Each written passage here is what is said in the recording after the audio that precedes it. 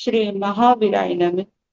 परम श्रद्धेय शमन संघे चतुर्वर्तर आचार्य सम्राट पूज्य गुरुदेव श्री शिव मुनि जी महाराज, आगम ज्ञाता आगम पुरुष उपाध्याय भगवान पूज्य गुरुदेव श्री जितेंद्र मुनि जी महाराज, संघ सेतु उपाध्याय भगवान पूज्य गुरुदेव श्री रविंद्र मुनि जी महाराज एवं आगम वाचना की कक्षा में विराजमान सभी पूज्य गुरु भगवंतों के चरणों में शत शत वंदन नमन एवं सुख सातापेक्षा। आज की आगम वाचना में गुरु वंदना का लाभ ले रहे हैं ओम प्रवर्तनीय सरल आत्मा सदगुरुवर्या महासाध्वी श्री मंजुला जी महासाब की सुशिष्या आगम रसिका मधुर वक्ता स्वर ज्योति सदगुरुवर्या श्री प्रेक्षा जी महासाब आदि ध्यान।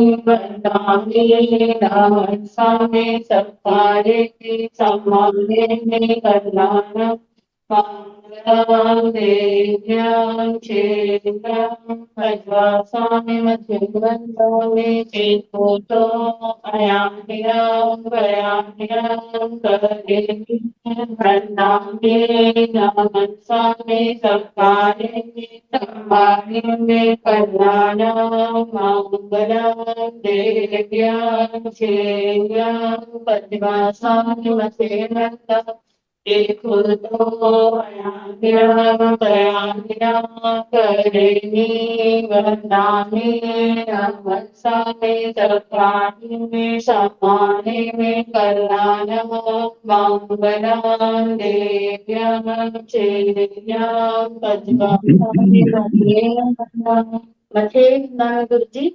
लोक साता जी। कृपा गुरु जी, आपको सता गुरु जी। हाँ जी। मथे वंदा नहीं।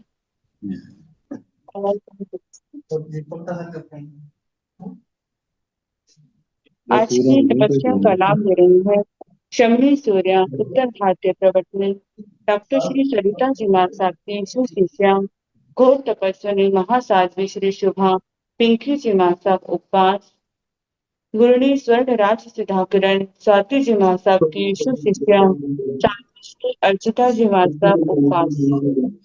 हम इनके तप की अनुमोदना करते हैं और सुख साता पूछते हैं और पूज्य गुरुदेव के चरणों में करबद्ध प्रार्थना करते हैं कि कृपया आप पधारें और हमें आत्माओं का अनमोल ज्ञान प्रदान करें।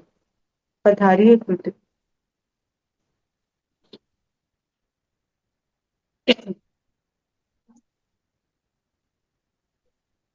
मथे वंदनामि सुख साता। हाँ बेटा।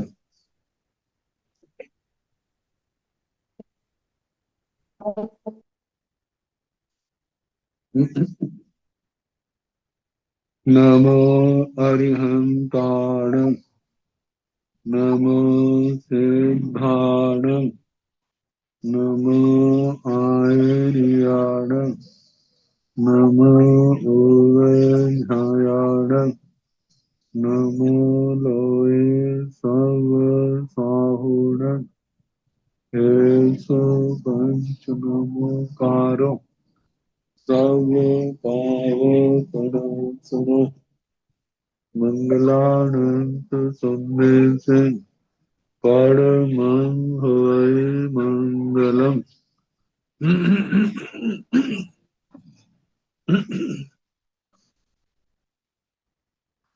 जिन शासन जिन वाणी सदा जयवंत हो समरसं सदा अविचल मंगल हो। मुक्ति को प्राप्त श्रमण भगवान महावीर स्वामी उनके परम पावन कल्याणी भागवती वाणी वाचक प्रमुख श्री सुंदर भक्ति गौतम आदि गणधर भगवंत युग प्रधानाचार्य परम पूज्य श्री सुधर्मा स्वामी जी महाराज उनकी परम पावन पाठ परंपरा वर्तमान आचार्य ध्यान योगी परम पूज्य गुरुचे मुनि जी महाराज एवं गुरुजन सबके पावन चरण स्पर्शों में मेरा अनंत अनंत बार वंदना नमस्कार।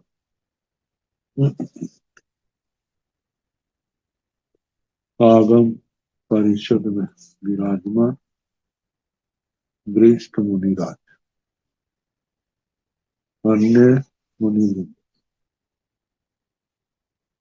परम आदरणीय भगवती स्वरूपा महासाध्य श्री प्रज्ञापन सूत्र की वाचना प्रारंभ है, समाप्ति के क्षणों में चल रही।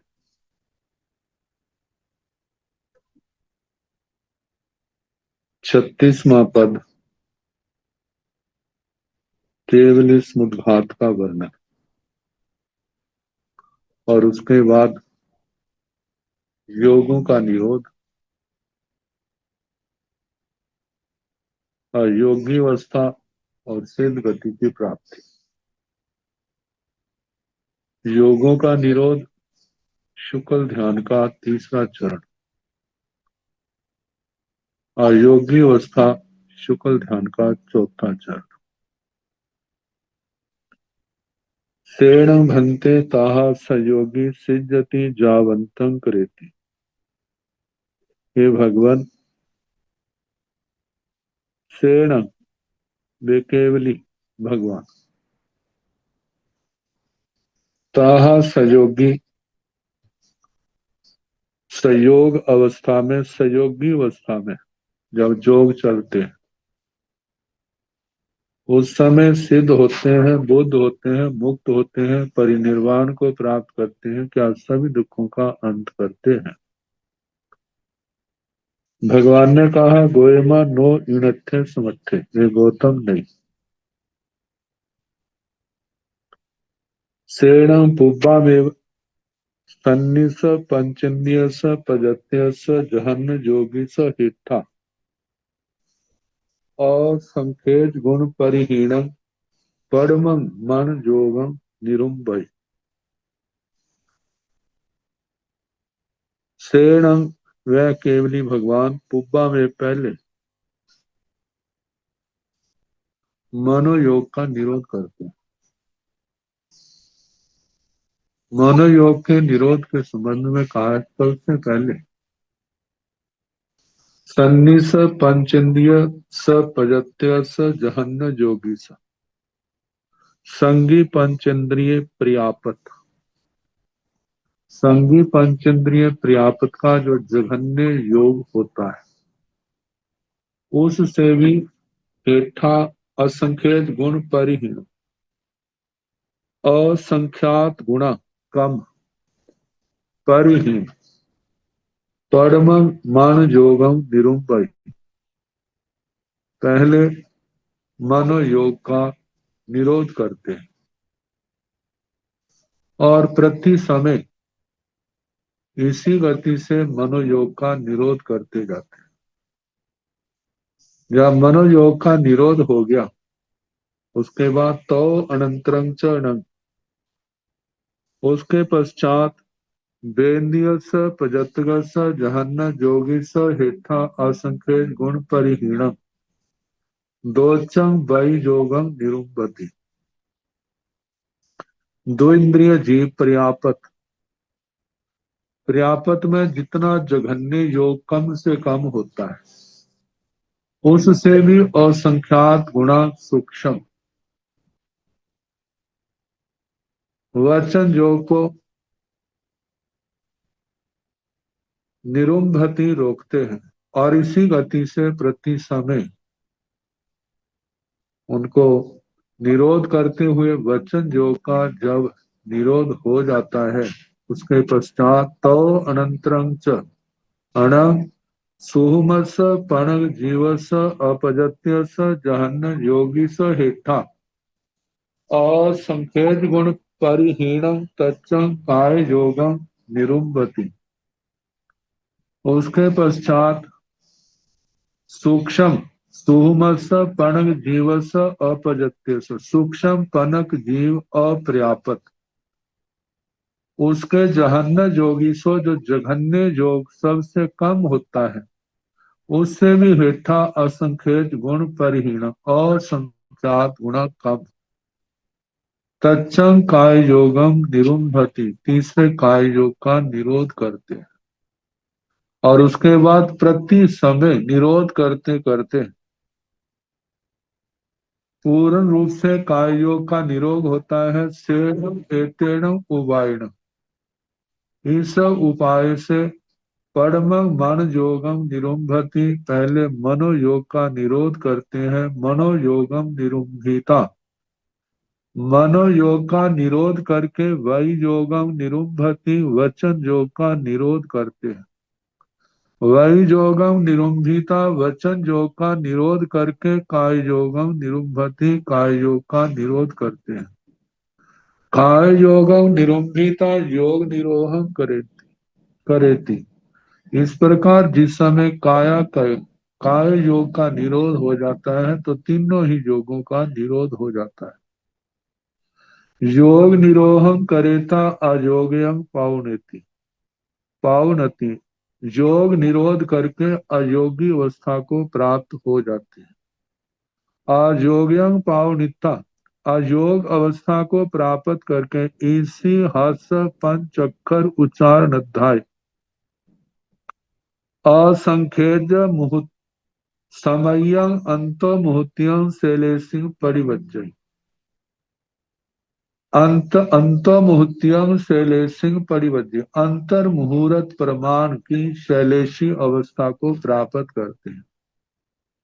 शैलेश अंतर मुहूर्त दो तीन समयों का भी होता है, लेकिन कहा वह जो अंतर मुहूर्त है असंख्यात समयों वाला लेना। और कितना समय, इसी ईषद हर्ष पंचअक्षर उच्चारण अध्याय, पांच ह्रस्व अक्षर, इनके उच्चारण में जितना समय लगता है, इतना असंख्यात समय वाला अंतर मुहूर्त प्रमाण वे शैलेशी अवस्था को प्राप्त करते हैं।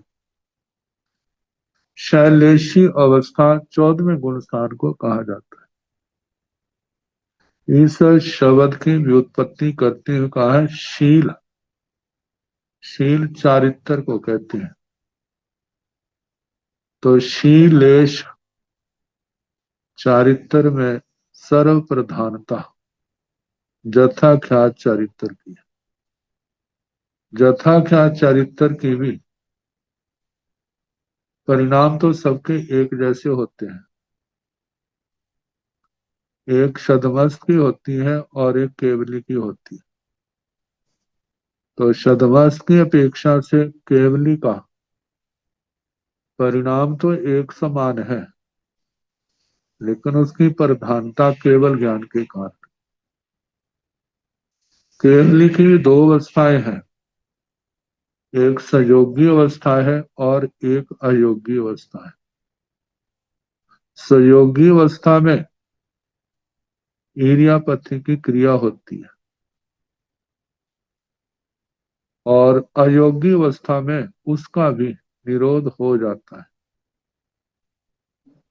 तो इन दोनों अपेक्षाओं से देखा जाए तो 14वें गुण स्थान की अवस्था जो है ज्यादा प्रधान है, जहां पर सर्व संबर है, आंशिक मात्र भी कर्म का आश्रय नहीं है। इसलिए इस अवस्था को शील, इस चारित्र को शीलेश कहा, जथाख्यात। तो शैलेशी शीलेश, इस अवस्था को प्राप्त होने के कारण शैलेशी कहा। शीलेश का भाव शैलेश, शैलेश स्त्री का, इसका स्त्रीलिंग में शैलेशी अवस्था बनता है। एक तो ये व्युत्पत्ति हमारे आचार्यों ने दी है, दूसरी दी है शैलेश। शैल पर्वत को कहते हैं। शैलेश पर्वतों का स्वामी, स्वामी का ये नहीं को हुकूमत करता है,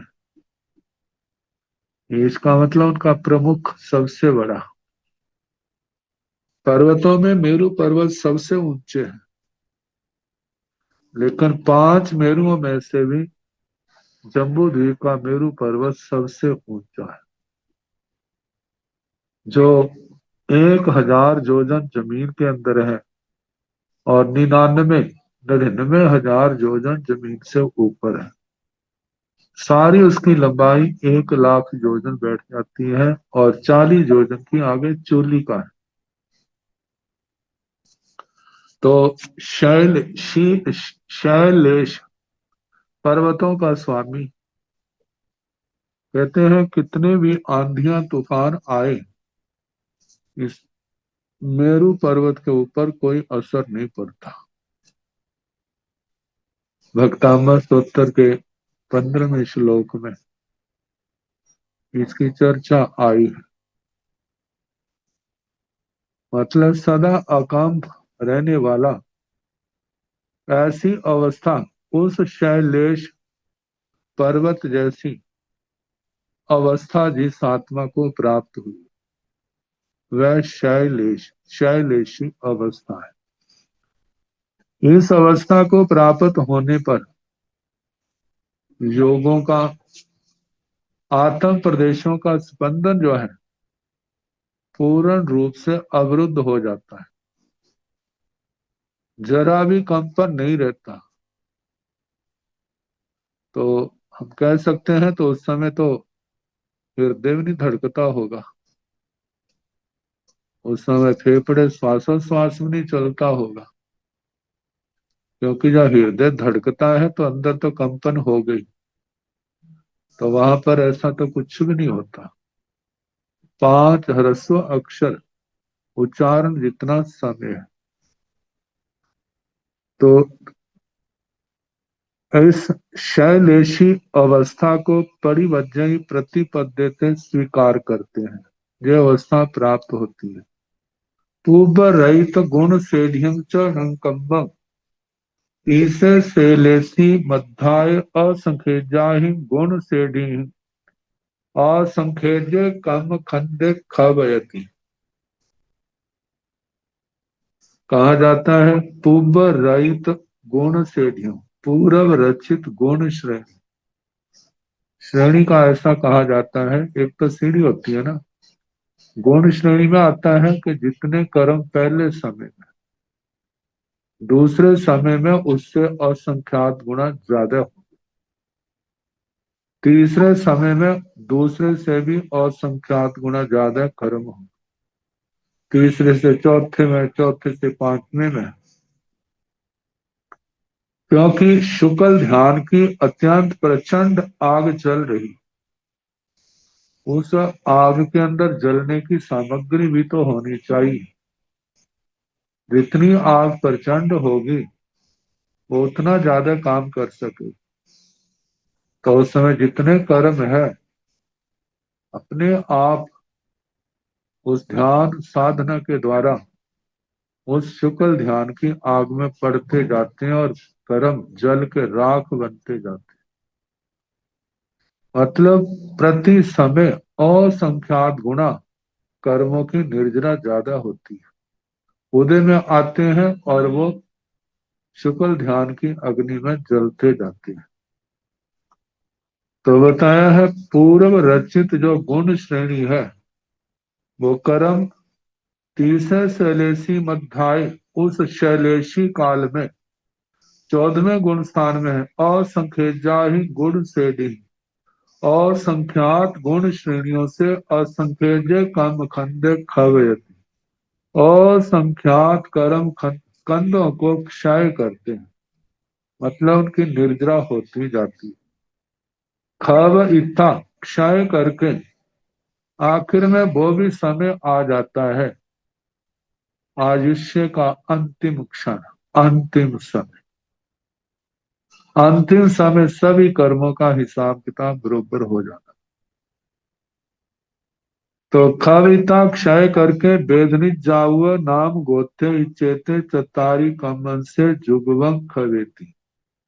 वेदनीय, आयु, नाम, गोत्र, इन चारों कर्मांशों को जुगवम जुगपथ एक ही समय में खवेती क्षपयति क्षय करते। जुगवा खवेता जुगपथ क्षय करके पौरालिय तेया कम्बाहि सब्बाहि विप जहनाहि विप जहति। औदारिक, तेजस और कार्बन, ये जो तीन श्रेय हैं उस समय सब्बाहि विप जहनाहि सर्व विप्रजहत विप्रजहत शब्द आता है। बी और प्र उपसर्ग है।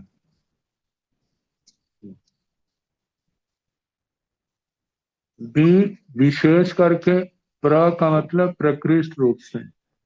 जहत शब्द जो है व्याकरण के नियमों के अनुसार ओ हाक त्यागे, ओ हाक धातु आती है त्याग अर्थ। तो ज हाथी परित्यजती छोड़ता है, मतलब कर्म वर्गणा जो है उखड़ती जा रही है, आत्मा से अलग होती जा रही। तो सर्व विप्रजाहना से मतलब जिस समय ना इतना जैसे जोश आता है वह सब कुछ छोड़ दो एक ही बार में। ऐसे सब प्रकार के इन विप्रजहत इन शरीरों का त्याग, मतलब विपजहना ही विपजहतीन तीनों शरीरों को छोड़ देते हैं। विपजहिता छोड़ करके उज्जू सेढ़ी पड़ी बनने रिजु श्रेणी को स्वीकार किए हो। अफुसमान गतिये एक समेण अविगहेण, अस्पृशद गति, जो स्पर्श करते हुए नहीं जाते।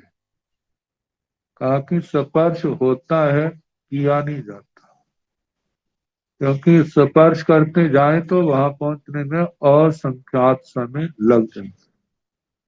यहाँ तो केवल एक समय की बात करे, बस निकल गया, ये भी नहीं पता चलता कब निकला है।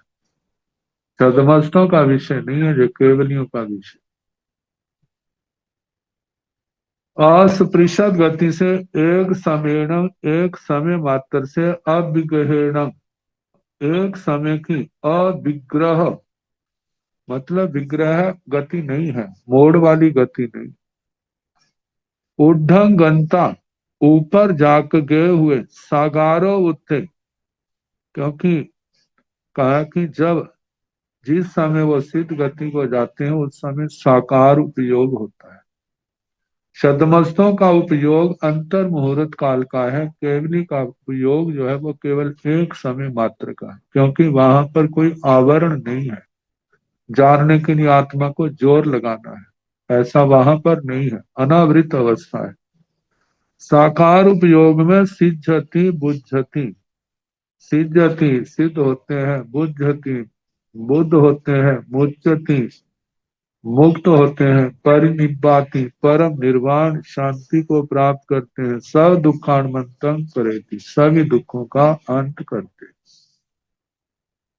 तेन तर्थ सिद्धा भवन्ति अशरीरा जीव घना दंसन नाणव उत्था निथ्यर्था नीरया नीरेण वितिमिरा विशुद्धा सास्य मणागतद्धं कालं तिष्ठन्ति।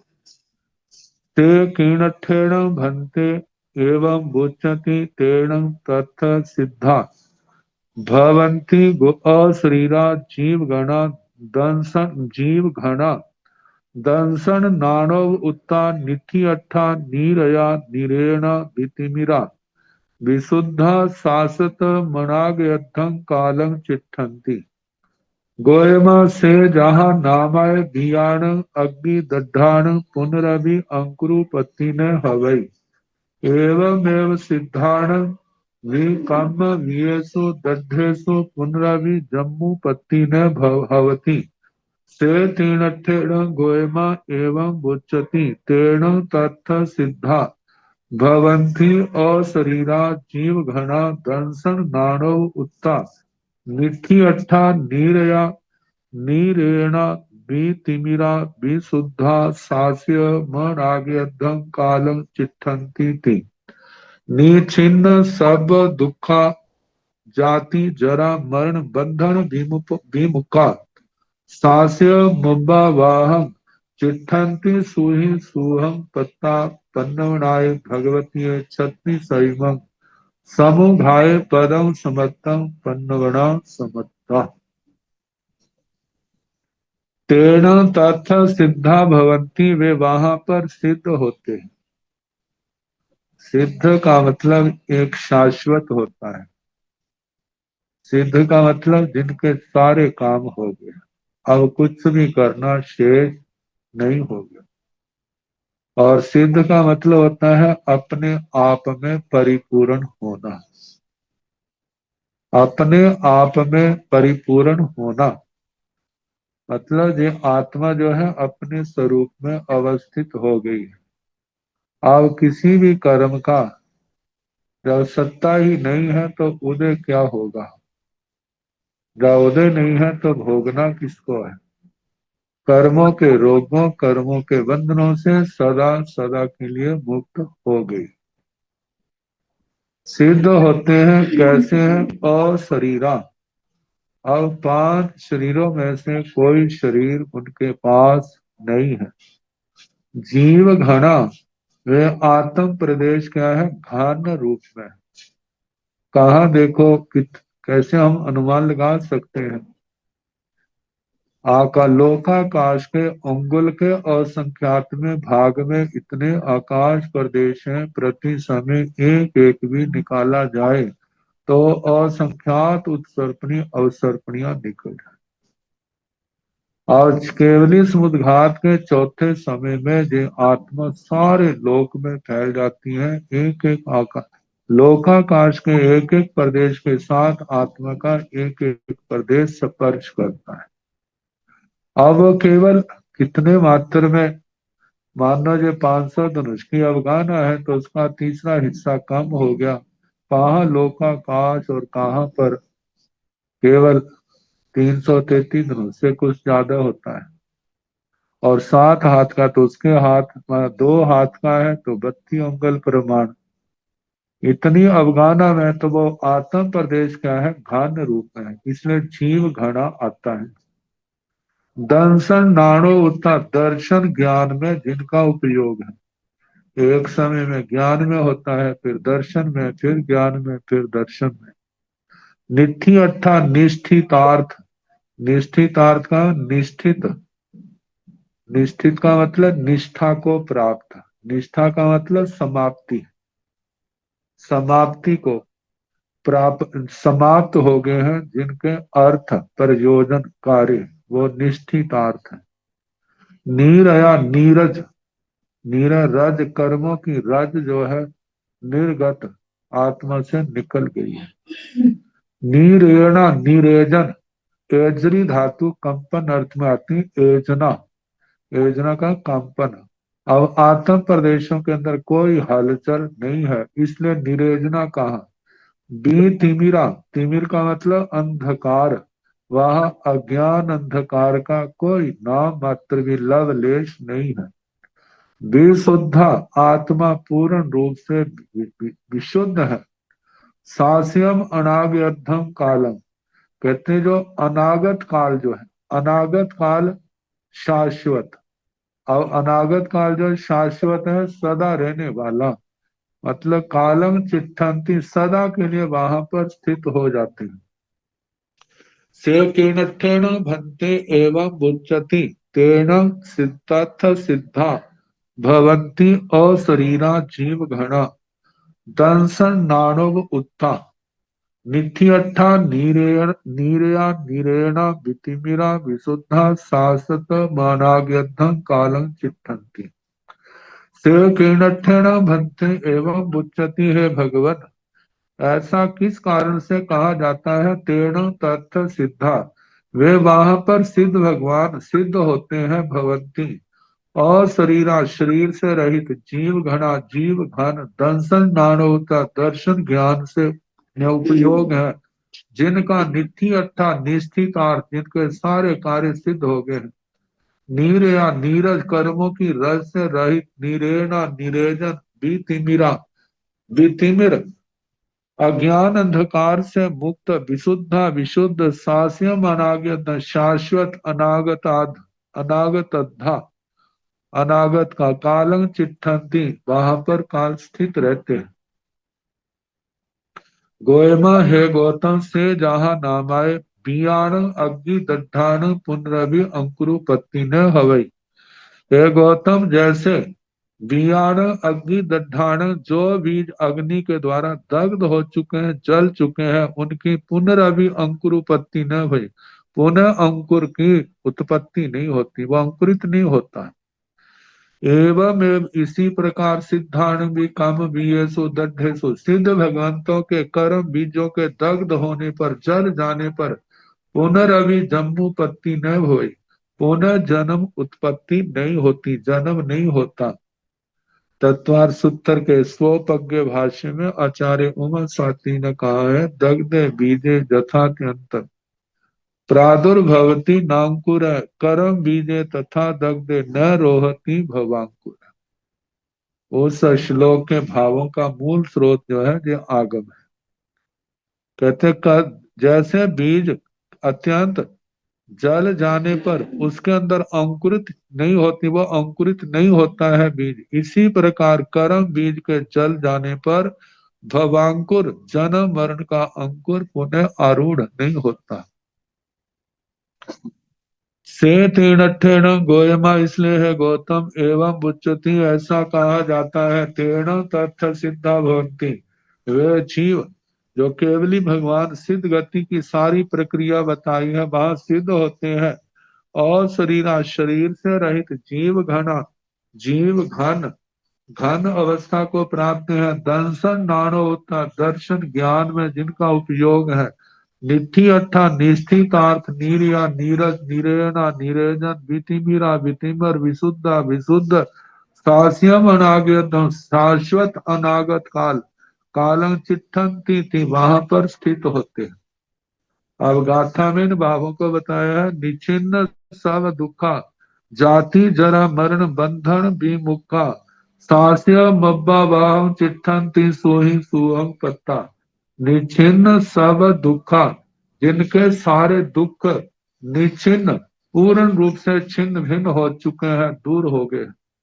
जाति जरा मरण बंधन विमुखा, जाति जन्म जरा वृद्धावस्था मरण मृत्यु, इन बंधनों से विमुख का जो भी विशेष करके मुक्त है।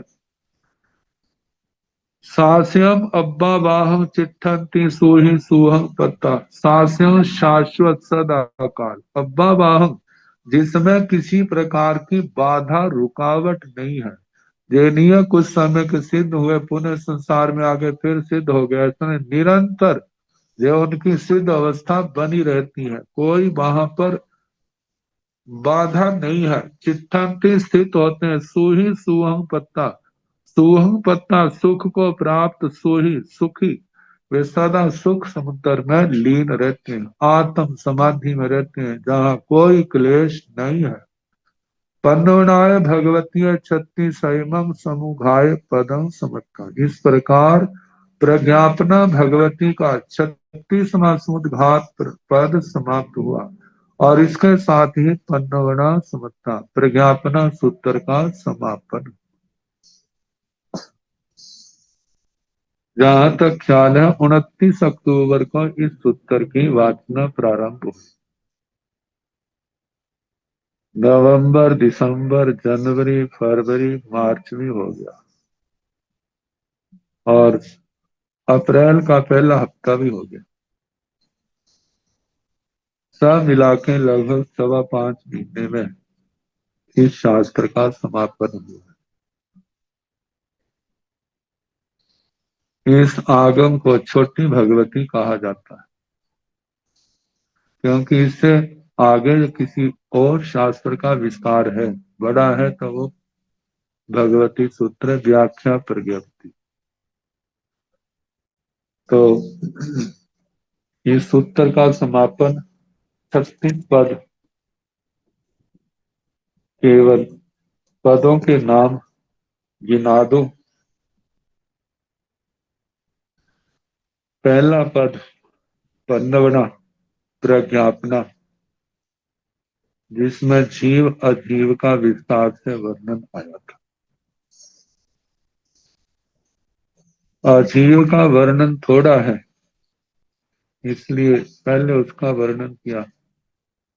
धर्मास्ति काय, अधर्मास्ति काय, आकाशास्ति काय, काल, उद्गलास्ति काय।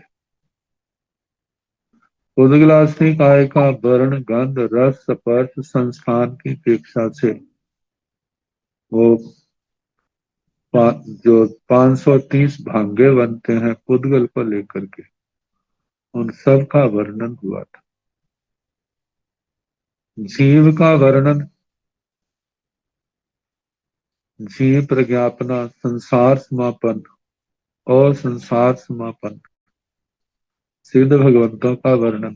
फिर एक इंद्रिय में पृथ्वी काय, आप काय, तेजस काय, वायु काय, वनस्पति काय।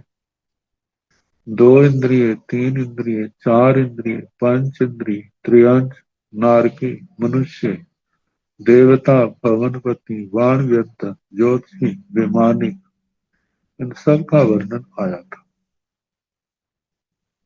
दूसरा पद ठाणाई स्थान, कौन जीव कहाँ पर रहते हैं।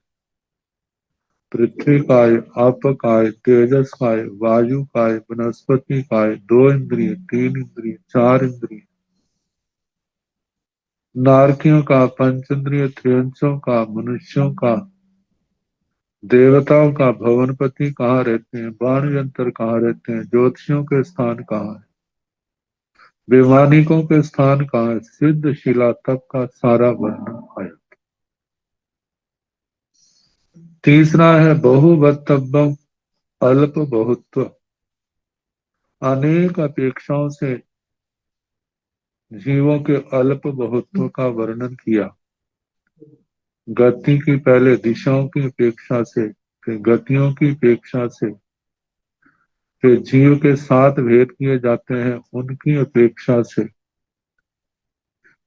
फिर उसके आगे इंद्रियों की अपेक्षा, काय की अपेक्षा, योगों की अपेक्षा, वेद की अपेक्षा, कषायों की अपेक्षा, लेशों की अपेक्षा, दृष्टियों की अपेक्षा,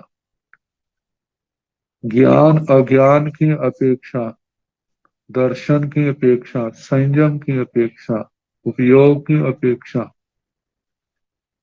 आहारक अनाहारक की अपेक्षा, भाषक और भाषक को लेके, परित अपरित, नो परित नो अपरित, पर्याप्त अपर्याप्त, नो अपर्याप्त नो अपर्याप्त, मतलब इनको लेकर के। फिर संगी सूक्ष्म बादर, नो सूक्ष्म नो बादर, संगी असंगी, नो संगी नो संगी, भव्य अभव्य, नो भव्य नो भव्य, चरम अचरम, इनको लेकर के पुद्गलों का अल्प बहुत्व। फिर उसके बाद महादंड का वर्णन इसमें आया था, जो 98 बोलकर।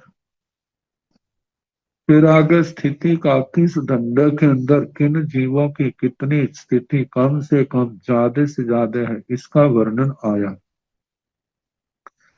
फिर आगे विशेष पर्यायों को लेकर के जीव की और जीव की पर्याय, जिसमें छठ स्थान पतित, चार स्थान पतित, त्रिस्थान पतित, इन सब का बड़े विस्तार से वर्णन आया था। वक्रांति व्युत क्रांति पद, व्युत क्रांति में अनेक द्वारों का वर्णन, आखिर जीव कहाँ से आता है, कहाँ जाता है, कौन कहाँ से आता है, पदवियों को लेकर के तीर्थंकर भगवान, चक्रवर्ती, वासुदेव, बलदेव आदि, मांडलिक राजे, चक्रवर्ती के रतन, पंच इंद्रिय रतन, एक इंद्रिय रतन कहाँ से आते हैं, कहाँ कहाँ की गति होती, इन सब का बड़े विस्तार से वर्णन आया।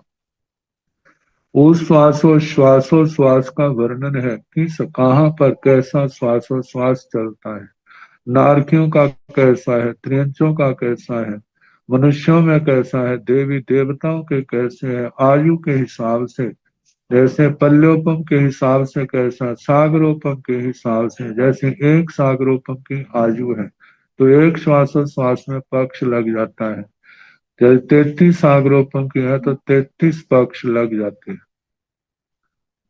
तो ऐसे संज्ञा, 4 संज्ञा है, आहार संज्ञा, भय संज्ञा, मैथुन संज्ञा, परिग्रह संज्ञा, इनको लेकर के वर्णन, योनि उत्पत्ति स्थानों को लेकर के वर्णन आया। 10वां पद चरिमाई, चरम अचरम आदि को लेकर के बड़े विस्तार से वर्णन आया था।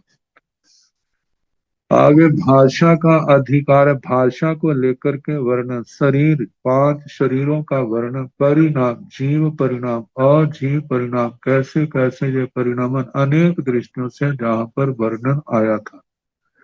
फिर 4 कषायों का वर्णन, इंद्रियों का वर्णन, द्रव्य इंद्रियां, भाव इंद्रियां, कितनी इंद्रियां प्राप्त हुई है अतीत में, भविष्य में कितनी है, मतलब कि अतीत कितनी हुई है, पुरस्कृत कितनी है, बड़े विस्तार से इनका आकार, इनके संबंध में वर्णन। प्रयोग प्रयोग प्रयोग में 15 योगों का वर्णन आया।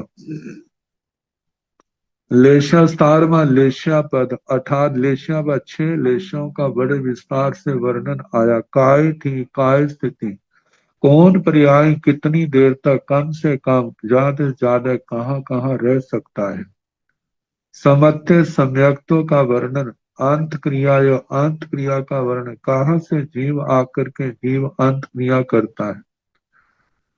अंत क्रिया आगे ओगाहन संस्थाने, अवगाना संस्थान, जीवों की अवगाना क्रिया, क्रिया मतलब 5 क्रियाओं को लेकर के बड़े विस्तार से वर्णन आया था। कम्मे थी यावरे, कर्म, कर्म जो है 8 कर्म है, कैसे इनकी मूल प्रकृतियां कितनी है, उत्तर प्रकृतियां कितनी है, किस कर्म की जघन्य स्थिति कितनी है, उत्कृष्ट स्थिति कितनी है। फिर एक इंद्रिय जीव कम से कम कितनी स्थिति वाले कर्म बांधते हैं, ज्यादा ज्यादा कितनी स्थिति वाले कर्म बांधते हैं। फिर उसके बाद 2 इंद्रिय जीव, त्रिंद्रिय जीव, 4 इंद्रिय जीव, 5 इंद्रिय जीव, जैसे एक इंद्रिय का जो आया 2 इंद्रिय में 25 गुना, त्रिंद्रिय में 50 गुना, एक इंद्रियों से चतुर्द्रिय में 100 गुना, सन्नी पंच इंद्रियों में 1000 गुना। फिर उसके आगे सामान्य जो है संगी पंचेंद्रिय त्रियंचों का जगन्य स्थिति वाले कौन बांधते हैं, उत्कृष्ट स्थिति वाले कौन बांधते हैं, इस सारे का विस्तार से वर्णन आया था। फिर उसके आगे कम्मस बंध है, एक कर्म को बांधता हुआ जीव कितने कर्म बांधता है, एक कर्म को बांधता हुआ जीव कितने कर्म भोगता है, एक कर्म को भोगता हुआ कितने कर्म बांधता है, एक कर्म को भोगता हुआ कितने कर्म वो जीव भोगता है। आहार, आहार के संबंध में चर्चा चली, कैसे आहार कौन है, अनाहार कौन है, अनेक दृष्टियों से जहां पर विचार किया गया। उव ओगे उपयोग 12 उपयोग, सकार उपयोग, अनाकार उपयोग, सकार के 8 भेद, अनाकार के 4 भेद आए थे। आगे पाषण या पश्यता का वर्णन, जिसमें मति, मति ज्ञान, मति अज्ञान और अचक्षु दर्शन को छोड़ दिया था, बाकी जिसमें कहा था विशिष्ट उपयोग जो है उसको पश्यता का नाम दिया। सन्नि संगी जीव, असंगी जीव, नौ संगी, नौ संगी का वर्णन आया। संयमे और संयम का वर्णन आया। संयमी असंयमी, संयमा संयमी, नौ संयत, जैसे संयत असंयत, नौ संयता संयत, नौ संयत, नौ असंयत, नौ संयता संयत का वर्णन आया। फिर आगे ओहि अवधि ज्ञान का वर्णन, जैसे नंदी सूत्र में 5 ज्ञान का वर्णन किया है, लेकिन जहां पर चारों गतियों में जो अवधि ज्ञान पाया जाता है उसके संबंध में विस्तार से वर्णन है। फिर आगे 34वां पद है पविचारणा, परिचारणा, प्रविचारणा आता है, कहाँ कहाँ के जीवों की क्या क्या स्थिति होती है, जो वेद मुनि कर्म के कारण से उसका वर्णन किया था। वेदना के संबंध में साता वेदना, असाता वेदना, साता असाता, सुख दुख, ना सुख है ना दुख है, शीत उष्ण, शीतोष्ण आदि वेदनाओं के संबंध में निदा वेदना, अनिदा वेदना, इनका वर्णन आया। और 36वां पद जो है, जो समुद्घात का किया, 7 समुद्घाते हैं, वेदना, कषाय, मारणांतिक, व्याक्रिय तेजस आहारक और केवल स्मुद्घात का शदमस्त अवस्था की स्मुद्घातें और किस दंडक में कितनी स्मुद्घातें पाई जाती हैं, सारा वर्णन आया। और आखिर में केवल समुद्घात और आत्मा सिद्ध गति को जो प्राप्त करता है, कैसी दशा होती है, कैसे सिद्ध भगवंतों के गुण है, उनका वर्णन इसके अंदर आया। तो इस प्रकार ये प्रज्ञापना भगवती सूत्र का वर्णन।